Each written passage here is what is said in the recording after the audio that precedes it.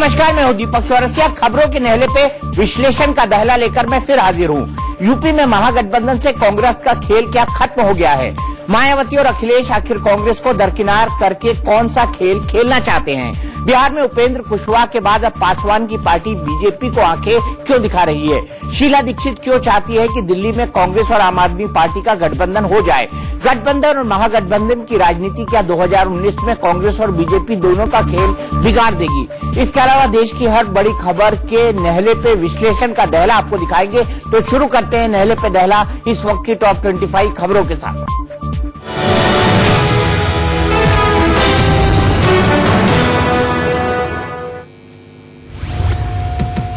मुंबई के ईएसआईसी अस्पताल में आग, हालांकि आग पर काबू पा लिया गया है। यूपी के मैनपुरी में मामूली विवाद पर एक युवक की जूतों से जमकर पिटाई हुई। दिल्ली के केशवपुरम इलाके में 4 नकाबपोश बदमाशों ने किराना दुकान में लूट की वारदात को अंजाम दिया। देहरादून में राजपुर इलाके में एक लड़के पर अपनी महिला दोस्त की हत्या के बाद खुदकुशी करने का मामला सामने आया। कानपुर में पुलिस ने नकली सीबीआई बनकर ठगने वाले गैंग का पर्दाफाश किया है। यूपी के बुलंदशहर में इंस्पेक्टर सुबोध कुमार की हत्या मामले में एसटीएफ ने 2 और आरोपी को गिरफ्तार किया है। यूपी के शामली में बदमाशों ने बाइक सवार दंपति से लाखों की ज्वेलरी और मोबाइल लूट लिए। यूपी के कौशाम्बी में बाइक सवार लुटेरों ने गन पॉइंट पर सराफा कारोबारी से सोने चांदी और 20,000 लूट लिए। यूपी के दमोह में इलाज करवाने आई नाबालिग से छेड़छाड़ का मामला सामने आया है। यूपी के सीतापुर में बाइक सवार युवक युवती से जा टकराया। हादसे में दोनों लोग गंभीर रूप से घायल हो गए। झारखंड के देवघर में ट्रेन से कटकर महिला की मौत हो गई। वहीं सीमा विवाद को लेकर लाश 12 घंटे तक ट्रैक पर पड़ी रही। बिहार के कटिहार में एक बंद पड़े घर में चोरी करने आए चोर की पड़ोसियों ने जमकर धुनाई की। बिहार के बेगूसराय में आधा दर्जन चोरों ने बैग फैक्ट्री में लाखों की चोरी की वारदात को अंजाम दिया।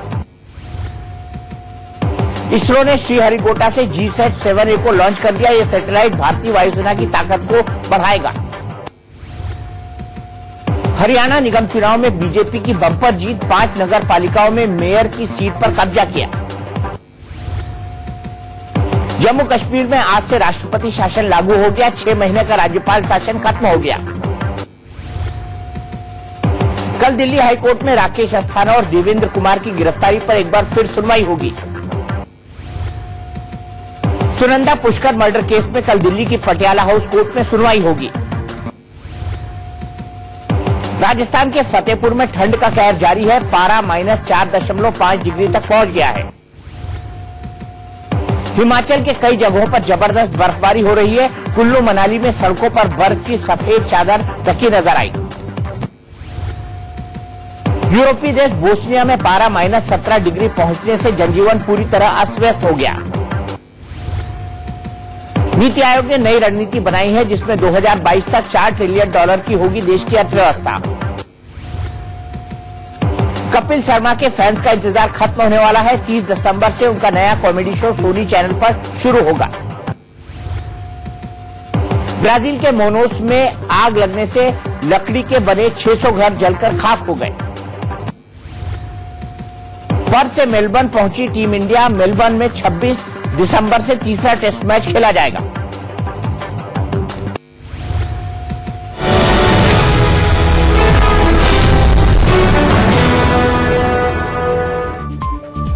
यूपी की राजनीति से ही देश की राजनीति की दशा और दिशा तय होती है। अब 2019 से ठीक पहले यूपी में महागठबंधन की राजनीति ने बीजेपी और कांग्रेस दोनों के लिए खतरे की घंटी बजा दी है। फौरी तौर पर यह चेतावनी कांग्रेस के लिए है। खबर है कि बीएसपी और समाजवादी पार्टी ने महागठबंधन का जो खाका तैयार किया है उसमें कांग्रेस के लिए कोई जगह नहीं है। बीएसपी और समाजवादी पार्टी का गठबंधन करीब करीब पक्का हो गया है। अखिलेश यादव और मायावती इस महागठबंधन में चौधरी अजीत सिंह की आरएलडी, डॉक्टर अयूब की पीस पार्टी और डॉक्टर संजय निषाद की निषाद पार्टी को शामिल करने जा रहे हैं। 15 जनवरी को बीएसपी सुप्रीमो मायावती का जन्मदिन है। सूत्रों का कहना है कि मायावती ने अपने जन्मदिन पर कांग्रेस और बीजेपी को छोड़ बाकी सभी पार्टियों के नेताओं को बुलाया है। उम्मीद है कि मायावती के जन्मदिन के मौके पर ही यूपी में महागठबंधन का ऐलान हो जाएगा। कांग्रेस को यूपी के महागठबंधन से बाहर करने की वजह क्या है, ये आपको आगे समझाएंगे। फिलहाल जो खबर आ रही है उसके हिसाब से समाजवादी पार्टी और बीएसपी के बीच सीट बंटवारे का फॉर्मूला करीब करीब तय हो गया है। यूपी में लोकसभा की कुल 80 सीटें हैं। मायावती और अखिलेश के बीच जो खिचड़ी पक रही है उस फॉर्मूले के तहत बीएसपी को 39 सीटें मिल सकती है। समाजवादी पार्टी के हिस्से में 35 सीटें आ सकती है। लोकसभा की 3 सीटें कैराना, बागपत और मथुरा सीट आरएलडी को मिल सकती है। सूत्रों का कहना है कि यह तय हुआ है कि पीस पार्टी और निषाद पार्टी को समाजवादी पार्टी अपने कोटे में एडजस्ट करेगी।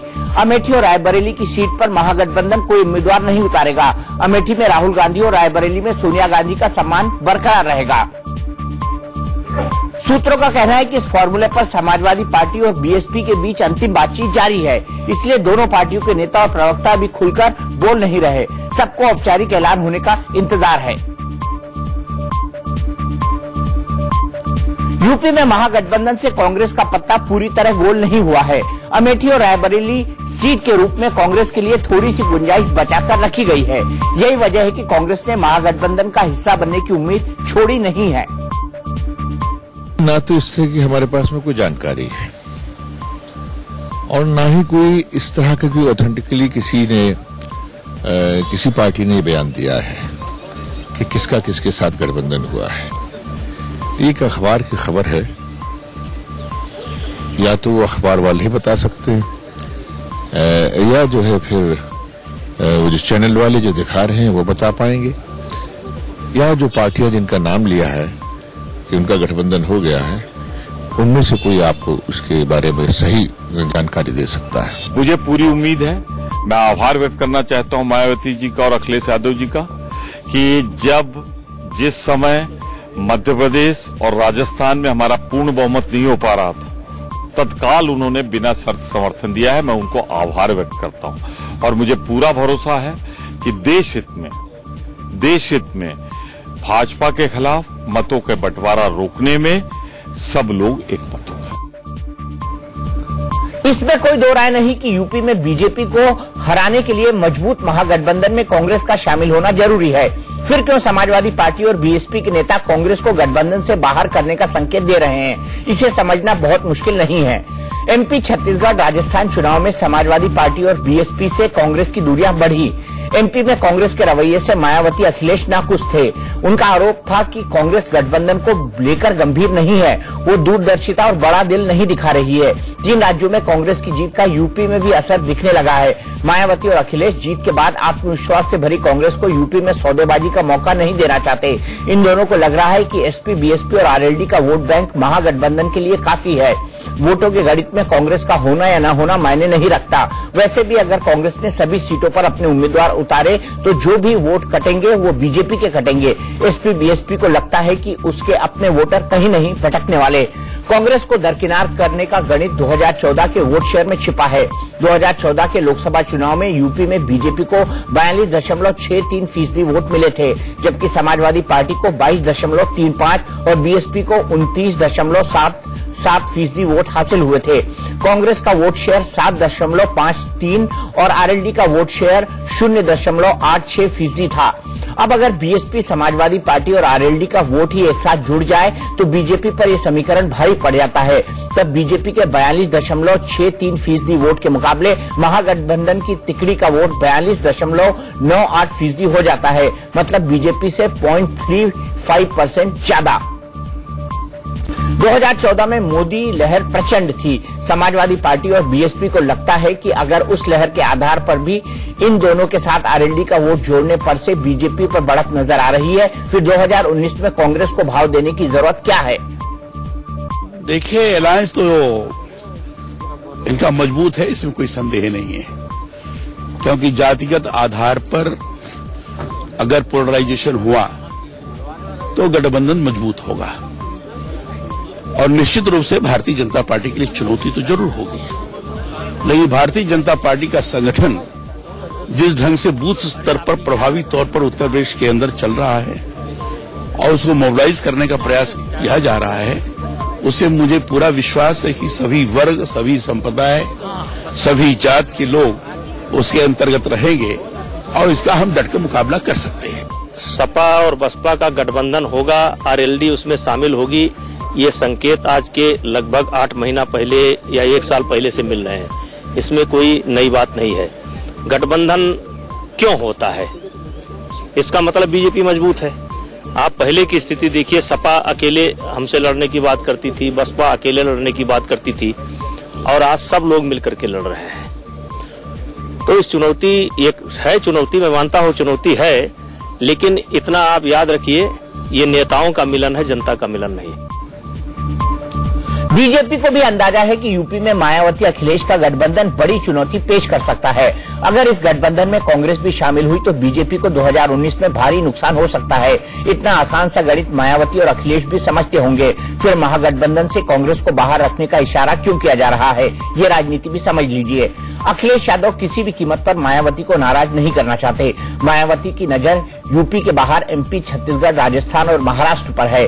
बीएसपी यूपी में कांग्रेस के साथ गठबंधन के बदले बाकी राज्यों में सौदेबाजी कर सकती है। मतलब यूपी में कांग्रेस की महागठबंधन में एंट्री के एवज में मायावती बाकी राज्यों में 1-2 सीटों की डिमांड कर सकती हैं। यूपी में कांग्रेस का गजब हाल है। पार्टी की पहचान बन चुके दोनों नेता राहुल गांधी और सोनिया गांधी का राजनीतिक गढ़ यूपी में है। फिर भी यूपी में कांग्रेस न तो अपने पैरों पर खड़ी हो पाई, न ही गठबंधन की बैसाखियों के सहारे चल पाई। सच कहें तो कांग्रेस को यूपी में गठबंधन बिल्कुल रास नहीं आता है। 1996 में कांग्रेस ने यूपी में विधानसभा चुनाव के लिए बीएसपी से गठबंधन किया था। तब कांग्रेस के हिस्से 126 सीटें ही आई थी, जिनमें बीएसपी का वोट पाकर भी कांग्रेस सिर्फ 33 सीटें ही जीत पाई। कांग्रेस का वोट शेयर भी सिर्फ 8.35% पर अटक गया था। इस गठबंधन का बुरा नतीजा ये निकला कि यूपी के बड़े हिस्से में कांग्रेस का संगठन खत्म हो गया। कार्यकर्ताओं ने दूसरे दलों में ठिकाना ढूंढना शुरू कर दिया। 2017 में कांग्रेस ने यूपी में विधानसभा चुनाव के लिए समाजवादी पार्टी से गठबंधन किया। इस बार कांग्रेस के हिस्से 114 सीटें आई थी। समाजवादी पार्टी से गठबंधन के बाद कांग्रेस का यूपी में बेड़ा गर्क हो गया।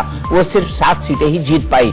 कांग्रेस का वोट बैंक भी 6.25% ही रह गया। इसका नतीजा ये हुआ कि यूपी में ऐतिहासिक हार से कांग्रेस के कार्यकर्ता बुरी तरह हताश हो गए। यूपी में अगर महागठबंधन ने कांग्रेस का तनाव बढ़ा दिया है तो बिहार में सीट बंटवारे के झंझट में फंसी बीजेपी का सिरदर्द बढ़ाने के लिए रामविलास पासवान की पार्टी एलजेपी ने तेवर दिखाने शुरू कर दिए हैं। एलजेपी सुप्रीमो रामविलास पासवान के बेटे और पार्टी के संसदीय बोर्ड के चेयरमैन चिराग पासवान ने बीजेपी को ताना मारा है। चिराग पासवान ने एक ट्वीट किया है जिसमें उन्होंने लिखा है, गठबंधन की सीटों को लेकर कई बार बीजेपी के नेताओं से मुलाकात हुई, परंतु अभी तक कोई ठोस बात आगे नहीं बढ़ पाई। इस विषय पर समय रहते बात नहीं बनी तो इससे कुछ नुकसान भी हो सकता है। छोटे पासवान की ये धमकी भरा ट्वीट आया तो बड़े पासवान यानी चिराग के पिताजी रामविलास पासवान ने बिना कुछ कहे बता दिया कि वो बेटे की बात से सहमत हैं। थोड़ा सा चिराग का डिपार्टमेंट है सर, थोड़ा सा गठबंधन पे सर, थोड़ा सा क्या लग रहा है गठबंधन पे? थोड़ा सा चिराग का डिपार्टमेंट है सर, थोड़ा सा गठबंधन पे सर, थोड़ा सा क्या लग रहा है गठबंधन पे? चिराग पासवान का यह बयान मामूली नहीं है कि सीट शेयरिंग में देरी होने पर बीजेपी को नुकसान हो सकता है। ऐसा अल्टीमेटम देने के बाद ही बिहार में आरएलएसपी के मुखिया उपेंद्र कुशवाहा ने बीजेपी का साथ 10 दिसंबर को छोड़ा था। उपेंद्र कुशवाहा खुलकर एलजेपी को उकसा रहे हैं कि दूसरी ओर आरजेडी ने भी पासवान की पार्टी को ऑफर देना शुरू कर दिया है। आइए महागठबंधन में आपका स्वागत है, ये उन्होंने कहा है। चिराग पासवान के तेवर से बिहार में एनडीए में हड़कंप मचा है। बीजेपी से लेकर जेडीयू तक के नेता सफाई दे रहे हैं कि सब कुछ ठीक हो जाएगा। हम भी जो अलग हुए, दुनिया को, देश को मालूम है कि किस तरह से क्यों अलग हुए। कहीं न कहीं इसमें उन लोगों का अहंकार एक बड़ा कारण, उस अहंकार से बच नहीं सकते दूसरे लोग भी। निश्चित रूप से मुझको लगता है कि अभी अब इंडिया का मामला है, क्या करेंगे लोग नहीं करेंगे, मैं क्योंकि उससे बाहर हूं इसलिए उस पर बहुत राय देना मुनासिब नहीं है। लेकिन फिर भी लोक जनशक्ति पार्टी को भी जल्दी से जल्दी वहां से बाहर आ जाना चाहिए, वरना छोटी पार्टियों को तो ये लोग बिल्कुल बर्बाद करने का मन इन लोगों ने बना लिया है। और इसी परिस्थिति में हम तो बाहर आ गए, वरना हमारे साथ भी वही हो रहा था। अब लोक जनशक्ति पार्टी भी अगर यह महसूस करने लगी है तो ठीक महसूस कर रही है, उनको भी बाहर आना चाहिए। नहीं, उनके यहाँ आपस में नाराजगी है। और एक बात तो और भी देख लिया है ना कि मोदी जी के पांव के नीचे से जमीन निकल रही है। पूरे देश में निराशा है मोदी जी के नेतृत्व के प्रति, और उसका रिजल्ट के बाद और लोग भी हैं। और एक बात सही है कि मोदी जी और उनके साथी अपने सहयोगियों को तंग करते हैं, उनको नेग्लेक्ट करते हैं, तो स्वाभाविक रूप से और नीतीश जी और रामविलास जी के संबंध कभी एक तरह से अच्छे नहीं रहे। दोनों को एक तरह से एक दूसरे की राजनीति सूट नहीं करती है, तो इसलिए मुझको लगता है कि उनका रहना वहां मुश्किल है। लेकिन अभी वो एनडीए में है, आपसी उनका मामला है, हम लोगों को उस मामले में बहुत टीका टिप्पणी नहीं करनी चाहिए। भाजपा कुछ भी नहीं कर रही है। भाजपा सारे लोग बिजी थे इलेक्शन में, 3 स्टेट का इलेक्शन चल रहा था और वो क्रिटिकल इलेक्शन हो गया, तो इसलिए उसमें लोग बिजी थे। अब बातचीत होगी। लेकिन वो तो सीधे धमकी दे रहे हैं कि जिस तरह से टीडीपी, आरएलएसपी अब क्या है कि छोटे छोटे पार्टियों को महत्व दीजिए, बीजेपी सम्मान कर रहे हैं, तो देने को आप लोग तैयार नहीं। पहले अरे हम लोग तो पहले से उनको तो पूरा महत्व दिए हुए हैं, तो ये कहीं कौन बात कर रहे हैं कि नहीं दे रहे हैं। तो उनको तो पूरा महत्व पूरे परिवार को मिला हुआ है, इसलिए होगा, बैठ के लोग बात करेंगे, ठीक हो जाएगा। देखिए, बिहार में एनडीए में सब कुछ बिल्कुल ठीक है, ठाक ही नहीं, बिल्कुल ठीक है, समझे कि नहीं। और सीटों पर बातचीत हो गई है, बहुत जल्द जो है इस पर घोषणा हो जाएगी औपचारिक। तो चिराग पासवान क्यों नाराजगी जता रहे हैं, क्यों धमका रहे हैं, क्यों? देखिए, ऐसा होता है ना कि आप जानते हैं कि अपनी बात को अपने ढंग से लोग रखते हैं, लेकिन कहीं कोई इस तरह की बात नहीं है जो लोग आप समझ रहे हैं। नहीं, लेकिन कुछ तो कुछ विवाद, कुछ नहीं, कोई विवाद नहीं है, मैं बता रहा हूँ, बिल्कुल कोई विवाद नहीं है, बिल्कुल विवाद नहीं है। सब कुछ ठीक ठाक हो जाएगा। चिराग हो नहीं जाएगा, है, हो जाएगा कि है, अभी एकदम बिल्कुल ठीक है। और चिराग पासवान एनडीए में ही रहेंगे। और कहाँ जाएंगे, एनडीए में ही रहेंगे, एनडीए में ही है, रहेंगे। बिहार में एनडीए का कुनबा 2014 के चुनाव के बाद छोटा हुआ है। पहले हिंदुस्तानी अवाम मोर्चा के नेता जीतन राम मांझी ने एनडीए का साथ छोड़ा, फिर आरएलएसपी अध्यक्ष उपेंद्र कुशवाहा ने बीजेपी को बाय बाय कह दिया। जीतन राम मांझी अब महागठबंधन में शामिल हो चुके हैं। उपेंद्र कुशवाहा के भी महागठबंधन में जाने की उम्मीद जताई जा रही है। इसी हफ्ते उपेंद्र कुशवाहा की कांग्रेस अध्यक्ष राहुल गांधी से मुलाकात हुई है। खबर है कि बिहार में महागठबंधन के नेताओं की कल दिल्ली में बैठक है, जिसमें उपेंद्र कुशवाहा भी शामिल हो सकते हैं। उपेंद्र कुशवाहा के बाद बिहार में एलजेपी की नाराजगी एनडीए और बीजेपी का खेल पूरी तरह बिगाड़ सकती है।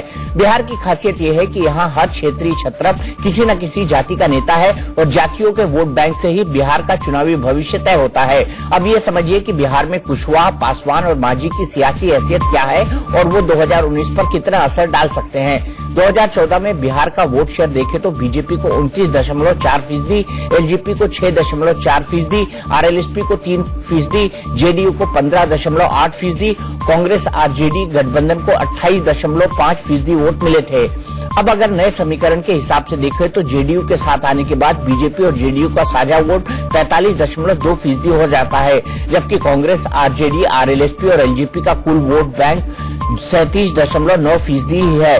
इसी वजह से बीजेपी बिहार में जेडीयू को ज्यादा अहमियत दे रही है। हालांकि बिहार में वोट बैंक का दूसरा पहलू ये है कि यहाँ जितने भी क्षेत्रीय छत्रप हैं, वो अपनी अपनी जातियों के वोट बैंक के दम पर राजनीति करते हैं। इस हिसाब से देखें तो बीजेपी के पास सवर्णों का करीब 11.6% वोट है। एलजेपी दलित वोट की राजनीति करती है और बिहार में इसका कोर वोटर पासवान जाति के लोग हैं, जिनकी आबादी 5.3% के आसपास है। जीतन राम मांझी महादलित मुसहर जाति के 3% वोटों पर असर रखते हैं। नीतीश कुमार की कुर्मी जाति का वोट बैंक 3.3% है। उपेंद्र कुशवाहा की जाति कोयरी का वोट बैंक 5.6% है। आरजेडी का बेस वोट बैंक यादव और मुस्लिम है। यादव की आबादी 14.6 और मुस्लिम वोट बैंक 15.5% है। जातियों के वोट बैंक के हिसाब से देखें तो नीतीश कुमार और बीजेपी का पलड़ा हल्का नजर आता है। 2019 के लिए गठबंधन का गुणाभाग यूपी, बिहार ही नहीं दिल्ली में भी शुरू हो गया है। दिल्ली की पूर्व मुख्यमंत्री शीला दीक्षित ने आम आदमी पार्टी से गठबंधन करने की वकालत की है। दिल्ली में आम आदमी पार्टी और कांग्रेस के बीच गठबंधन की चर्चा कई महीने से चल रही है। इस चर्चा को दिल्ली कांग्रेस के अध्यक्ष अजय माकन ने हवाई बताकर खारिज कर दिया था, लेकिन अब शीला दीक्षित ने आम आदमी पार्टी से गठबंधन की अटकलों को फिर से हवा दे दी है। कांग्रेस ने 3 राज्यों में अपनी सरकार बनाने के जश्न का न्योता आम आदमी पार्टी को भी भेजा था। कर्नाटक में कुमारस्वामी के शपथ ग्रहण में भी केजरीवाल मौजूद थे। ऐसे में शीला दीक्षित का यह बयान बहुत खास है। हालांकि आम आदमी पार्टी ने इस पर अभी पत्ते नहीं खोले हैं। बीजेपी को रोकने के लिए दिल्ली में ऐसी स्थिति उत्पन्न हो? मैं इस पर इलैबोरेट नहीं करना चाह रही हूँ। मैंने जो कहना था आपको कह दिया है कि जो हाईकमांड फैसला करेगा वही हमारा सबका फैसला होगा। और ये ऑप्शन एक विकल्प के तौर पे है। वो तो मैं बोल रही हूँ ना, जो हाईकमांड फैसला करेगा, चाहे ऑप्शन के हो चाहे कैसा भी हो, वो हमको एक्सेप्टेबल है। ये तो उनका बयान है, उनके निजी विचार हो सकते हैं, लेकिन मुझे इस बात का इल्म नहीं है। लेकिन अभी तक ऐसा कोई हमारे पास कोई ऐसा प्रस्ताव आया नहीं है। आम आदमी पार्टी दिल्ली, हरियाणा और पंजाब अपने बलबूते पर लड़ने में सक्षम है। क्या आएगा तो आप स्वीकार करेंगे? नहीं, ये तो बाद की बात है। हाँ, जो महागठबंधन है उसमें हम गए थे, लेकिन अभी तक उसका कोई मुंह सिर बना नहीं है। तो देखते हैं अभी आगे क्या होता है। लेकिन अभी तक हमारी तरफ से कोई ऐसा ऑफर नहीं है, ना ही हमारे पास, हमारी तरफ से, ना ही उधर से है। उनका पर्सनल बयान हो सकता है। दरवाजे खुले हैं कि नहीं? नहीं, ऐसी बात नहीं है कोई। ये तो जब बैठेंगे, पीएसी बैठेगी, उसमें डिस्कस होगा। लेकिन मैंने आपको पहले बोला कि दिल्ली में, हरियाणा में और पंजाब में आम आदमी पार्टी अपने बलबूते पर लड़ने में सक्षम है। आम आदमी पार्टी के साथ कांग्रेस का गठबंधन मामला बहुत दिलचस्प है और पेचीदा भी। पहले इसके पेज समझ लीजिए। आम आदमी पार्टी ने दिल्ली में कांग्रेस का सफाया किया। आम आदमी पार्टी की पंजाब में कांग्रेस से टक्कर है। पंजाब के सीएम कैप्टन अमरिंदर सिंह नहीं चाहते कांग्रेस पार्टी आपसे कोई राजनीतिक रिश्ता रखे। दिल्ली कांग्रेस अध्यक्ष अजय माकन भी आम आदमी पार्टी से किसी भी तरह के तालमेल या गठबंधन के लिए राजी नहीं है। फिर भी अगर शीला दीक्षित की सलाह मानकर अगर कांग्रेस ने आम आदमी पार्टी से गठबंधन किया तो क्या होगा? 2014 के लोकसभा चुनाव में अगर दिल्ली के वोट शेयर पर नजर डालें तो बीजेपी को 46.63% वोट मिले थे। कांग्रेस का वोट शेयर 15.22% और आम आदमी पार्टी का वोट शेयर 33.08% था। अगर अब 2019 में सभी पार्टियां अपना अपना वोट बैंक कायम रखें तो बीजेपी के 46.63% वोट के मुकाबले कांग्रेस और आम आदमी पार्टी का साझा वोट शेयर 48.30% हो जाता है। मतलब ये कि दिल्ली में आम आदमी पार्टी और कांग्रेस का 2014 वाला वोट शेयर अगर एकजुट होता है तो बीजेपी क्लीन स्वीप नहीं कर पाएगी। इसी गणित के आधार पर गठबंधन की वकालत की जा रही है। हालांकि ये पेच भी फंसा है कि गठबंधन के लिए सीट बंटवारे का फॉर्मूला क्या होगा। यूपी में महागठबंधन अभी बंद कमरों में और दिल्ली में कांग्रेस के साथ आपका गठजोड़ अभी ख्यालों में है। उत्तर भारत में फिलहाल हरियाणा ही इकलौता राज्य है जहां एक हैरत अंगेज गठबंधन हो चुका है। हरियाणा में बीएसपी ने इस साल अप्रैल में ही आईएनएलडी के साथ गठबंधन करने का ऐलान कर दिया था। दलितों की राजनीति करने वाली बीएसपी और जाट राजनीति के बड़े खिलाड़ी आईएनएलडी का गठजोड़ बेहद दिलचस्प है, क्योंकि हरियाणा में जाट और दलितों के बीच सामाजिक तौर पर 36 का आंकड़ा माना जाता है। राजनीतिक तौर पर अगर इन दोनों जातियों के वोटर एकजुट हुए तो इन्हें हरा पाना असंभव होगा, क्योंकि हरियाणा में इन दोनों की आबादी 45% से ज्यादा है।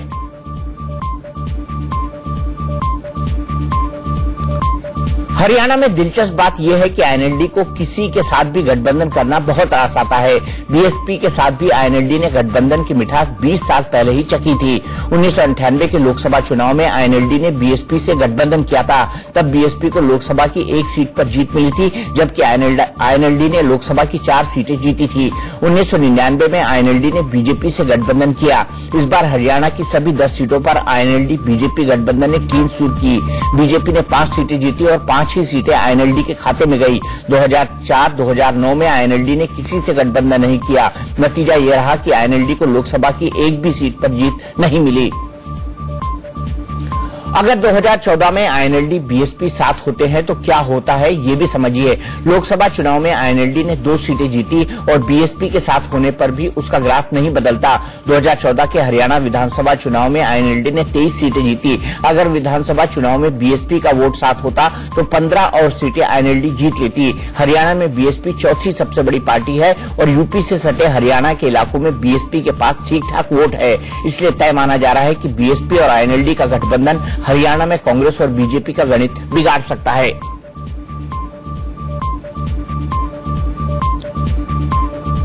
अब गठबंधन और महागठबंधन की बात छिड़ी है तो आपको महाराष्ट्र का हाल भी बता देते हैं।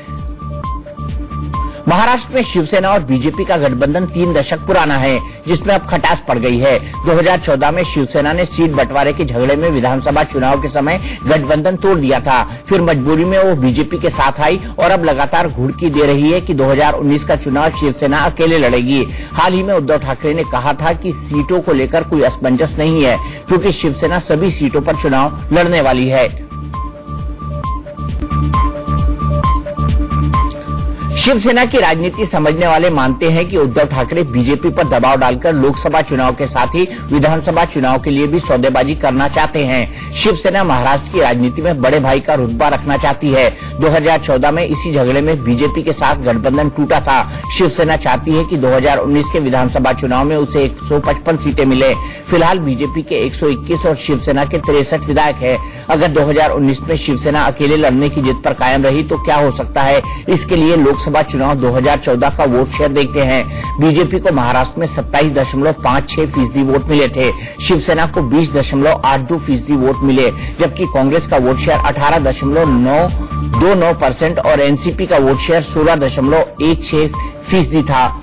अगर शिवसेना अकेले लड़ी और सभी पार्टियों ने 2014 वाला वोट शेयर कायम रखा तो क्या तस्वीर बनेगी? बीजेपी का 27.56% और शिवसेना का 20.82% वोट बैंक बंटकर बेकार हो जाएगा और एनसीपी के साथ गठबंधन कर चुकी कांग्रेस 30.41% के साझा वोट शेयर के साथ महाराष्ट्र की 48 लोकसभा सीटों में से आधे से ज्यादा पर आराम से जीत हासिल कर लेगी। मतलब नुकसान शिवसेना का भी होगा और बीजेपी का भी।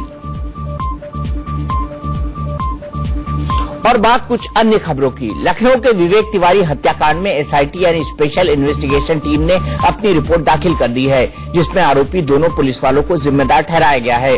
विवेक तिवारी की हत्या लखनऊ में हुई थी और हत्या का आरोप यूपी पुलिस के कांस्टेबल प्रशांत चौधरी और संदीप कुमार पर लगा था, जिसके बाद एसआईटी जांच में कांस्टेबल प्रशांत चौधरी और संदीप कुमार दोषी बताए गए। एसआईटी रिपोर्ट के मुताबिक वारदात के समय विवेक तिवारी की गाड़ी चल रही थी और विवेक की गाड़ी से कांस्टेबल प्रशांत और संदीप की जान को कोई खतरा नहीं था। इन हालातों में सीधे निशाना लेकर विवेक पर गोली चलाना फायरिंग की ट्रेनिंग के खिलाफ है। रिपोर्ट में कहा गया है कि कार के एयरबैग खुले होने से साबित हुआ कि गाड़ी चल रही थी और सीट बेल्ट पर खून के निशान भी मिले हैं। रिपोर्ट के मुताबिक जिस पिस्टल से गोली मारी गई वो सिपाही प्रशांत कुमार के नाम पर अलॉट थी।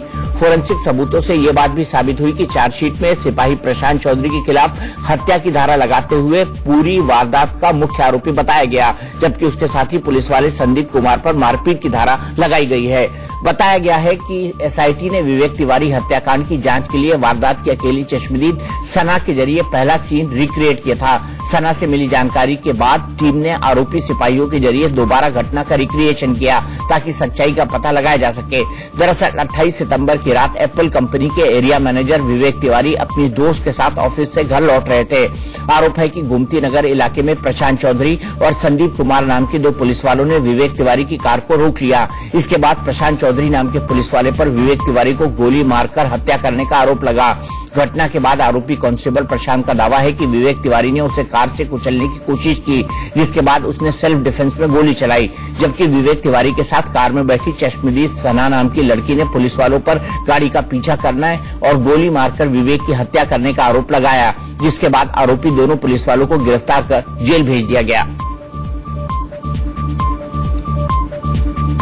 बुलंदशहर में गोकशी के मामले में पुलिस ने पूरी तरह यू टर्न ले लिया है। पुलिस ने पहले जिन 4 लोगों को गिरफ्तार किया था 17 दिन बाद वो उन्हें निर्दोष बता रही है। इतना ही नहीं, अब पुलिस इनकी रिहाई के लिए कोर्ट भी जाएगी। पुलिस के मुताबिक मंगलवार को गिरफ्तार किए गए नदीम, रईस और काला असली गुनहगार हैं, जबकि पहले गिरफ्तार किए गए सैफुद्दीन, नन्हे, साजिद और आसिफ बेकसूर हैं। हालांकि इंस्पेक्टर सुबोध की हत्या और हिंसा फैलाने के मुख्य आरोपी योगेश राज को पुलिस अब तक नहीं पकड़ पाई है, जबकि वो सोशल मीडिया पर दिखाई देता है। इससे अभी तक जो साक्ष्य संकलित किया गया है उससे ये प्रकाश में आया है कि पूर्व में जो 4 अभियुक्त गिरफ्तार किए गए थे उनके विरुद्ध सफिशिएंट साक्ष्य नहीं है, बल्कि इन जो बाद में पकड़े गए हैं इन्होंने ये घटना कारित की है। तो इसमें निष्पक्ष कार्यवाही करते हुए हम लोग जो 4 अभियुक्त पहले से पकड़े गए थे उन्हें उनके विरुद्ध 169 CRPC इनके विरुद्ध गिरफ्तारी की गई है, बरामदगी की गई है। इनके विरुद्ध गैंगस्टर और NSA वगैरह जितनी भी समुचित एक्ट के अंतर्गत हमें पावर होगा सब कार्यवाही करेंगे। इस बीच बुलंदशहर के श्याना में हुए बवाल में मृतक सुमित के परिजनों ने मुख्यमंत्री योगी आदित्यनाथ से मुलाकात की, जिसके बाद सुमित के परिवार वालों ने बताया कि सीएम ने उन्हें हर संभव मदद का भरोसा दिया है। इससे पहले सीएम आवास पर आत्मदाह की चेतावनी के बाद मुख्यमंत्री ने सुमित के परिवार वालों को मिलने के लिए बुलाया था। दरअसल परिवार सुमित को शहीद का दर्जा दिए जाने समेत आर्थिक सहायता की मांग कर रहा है। दरअसल श्याना बवाल में सुमित नाम के लड़के को गोली लगने से मौत हो गई थी। मामले में मृतक के परिजनों ने घटना के बाद शव का अंतिम संस्कार करने से इनकार कर दिया था। बाद में पुलिस प्रशासन और नेताओं के आश्वासन के बाद परिजनों ने अंतिम संस्कार किया था। हालांकि इसके बाद किसी ने सुमित के परिजनों की सुध नहीं ली। प्रशासन ने वादे किए थे कि जो भी आर्थिक सहायता सुबोध के परिवार को दी गई है वो ही आपके परिवार को दी जाएगी। आपके भाई को सरकारी नौकरी दी जाएगी और आपके माँ बापों के लिए पेंशन बांधी जाएगी। ये झूठे वादे करके हमसे दाह संस्कार करा लिया, लेकिन उसके बाद में हमारी कोई भी सुनवाई नहीं हुई। मुख्यमंत्री जी ने क्या कहा? मुख्यमंत्री जी ने कहा है कि न्यायिक जांच चल रही है, जांच के बाद में ही कोई भी फैसला होगा। जो राहत राशि आप लोगों को दी जानी थी, जो ऐलान किया गया था, वो राहत राशि आप लोग को मिली है? नहीं, कुछ नहीं मिला। हमको नहीं मिली। क्यों नहीं मिली? इसके ऊपर क्या बताया उन्होंने? बताया कि जांच चल रही है, जांच के बाद ही कुछ हो पाएगा। इस बीच बुलंदशहर हिंसा केस में मुख्यमंत्री योगी आदित्यनाथ ने कहा कि इस मामले में सरकार ने जो कदम उठाए हैं उसके लिए सराहना होनी चाहिए। इसके साथ ही सीएम योगी ने इस घटना को उनकी सरकार के खिलाफ राजनीतिक साजिश करार दिया। उन्होंने कहा कि उनकी सरकार इस साजिश को बेनकाब करने में कामयाब रही। सीएम योगी ने दावा किया कि ये साजिश उन्हीं लोगों ने की है जिन लोगों ने प्रदेश में जहरीली शराब बनाकर लोगों को मारने का प्रयास किया था। बुलंदशहर की घटना में शासन ने भी और प्रशासन ने भी पूरी सख्ती के साथ कार्रवाई की है और कानून के दायरे में रह करके प्रदेश सरकार ने एक बड़ी साजिश को बेनकाब किया है। जो लोग दंगा कराना चाहते थे, गौकशी करके अव्यवस्था और अराजकता पैदा करना चाहते थे, उनके मंसूबे ध्वस्त हुए हैं। एक बड़ी साजिश को विफल करने के लिए मुझे लगता है जो लोग इस प्रकार की बयानबाजी कर रहे हैं, वे अपनी विफलता को छुपाने का कुत्सित प्रयास कर रहे हैं। उन्हें सरकार की सराहना करनी चाहिए, सरकार को धन्यवाद देना चाहिए कि दंगे की बड़ी साजिश को समाप्त किया। इस बीच बुलंदशहर में इंस्पेक्टर समेत 2 लोगों की हत्या के मामले में जांच की दिशा मोड़ने से नाखुश 83 रिटायर्ड ब्यूरोक्रेट्स ने सीएम योगी से इस्तीफे की मांग की है। पूर्व अधिकारियों ने खुला खत लिखकर इस्तीफा मांगा है। ये सभी अधिकारी 4 से 5 साल पहले रिटायर हुए हैं, जिन्होंने योगी सरकार पर बुलंदशहर हिंसा में इंस्पेक्टर सुबोध सिंह की हत्या की जांच के बजाय इसे गोकशी के आरोपियों की तरफ मोड़ने का आरोप लगाया है। इन सभी अधिकारियों का कहना है कि पुलिस हिंसा फैलाने के आरोपियों के बजाय गोकशी के आरोपियों को पकड़ने में जुटी है, जबकि हिंसा के नामजद आरोपियों को अभी तक गिरफ्तार नहीं किया गया है। दरअसल 3 दिसंबर को बुलंदशहर में गोकशी के आरोप के बाद हिंसा हुई थी। इस हिंसा में स्याना इंस्पेक्टर सुबोध कुमार सहित एक अन्य युवक की मौत हो गई थी। इस घटना पर पुलिस ने 27 लोगों के खिलाफ नामजद और 60 अज्ञात लोगों के खिलाफ केस दर्ज किया था। पुलिस अब तक 20 आरोपियों को गिरफ्तार कर चुकी है।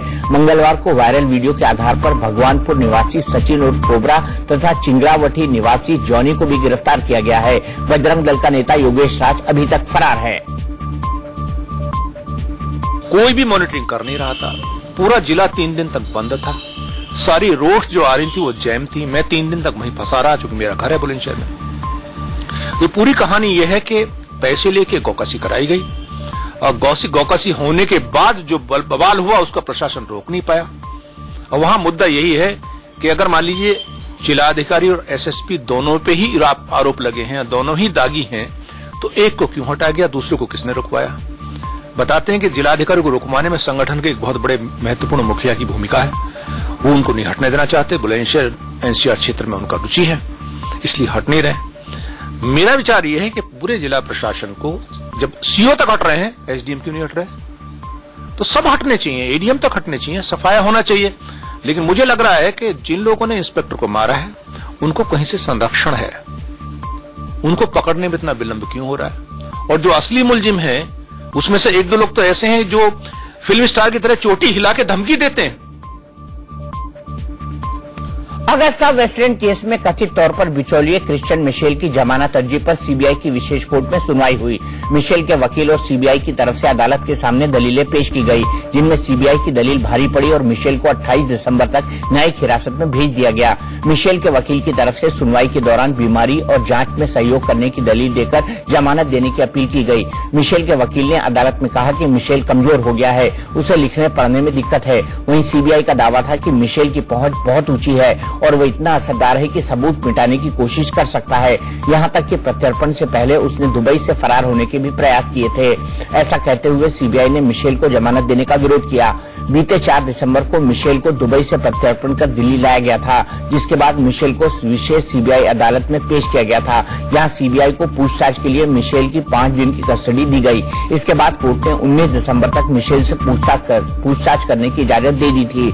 दरअसल Agusta Westland VVIP helicopter deal 3600 crore रुपए की थी। इसमें 360 करोड़ रुपए की रिश्वतखोरी की बात सामने आई थी, जिसके बाद यूपीए सरकार ने सौदा रद्द कर दिया था। इस मामले में पूर्व एयर चीफ एसपी त्यागी समेत 18 लोगों पर केस दर्ज किया गया था। आरोप है कि जिस बैठक में हेलीकॉप्टर की कीमत तय की गई थी, उसमें यूपीए सरकार के कुछ मंत्री भी मौजूद थे। इसी वजह से कांग्रेस पर भी सवाल उठे थे। वहीं इटली की मिलान कोर्ट ने भी डील में करप्शन की बात कही थी। मिलान कोर्ट ने अगस्ता वेस्टलैंड के चीफ जी ओर्सी को दोषी माना और जी ओर्सी को 4 साल की सजा सुनाई।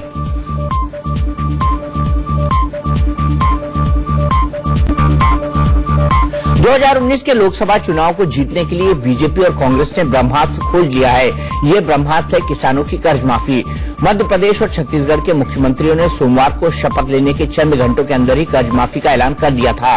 कांग्रेस शासित राज्यों की नई सरकारों के इस कदम से बीजेपी भी दबाव में आ गई। दबाव इतना बढ़ा कि असम की बीजेपी सरकार ने भी किसानों का कर्ज माफ करने का ऐलान कर दिया। वहीं गुजरात की रूपाणी सरकार ने भी बिजली बिल माफ करने का फैसला किया। बीजेपी ने भी कांग्रेस की राह पकड़ ली है। ओडिशा में बीजेपी ने ऐलान किया है कि अगर सरकार बनी तो किसानों का कर्ज माफ कर दिया जाएगा।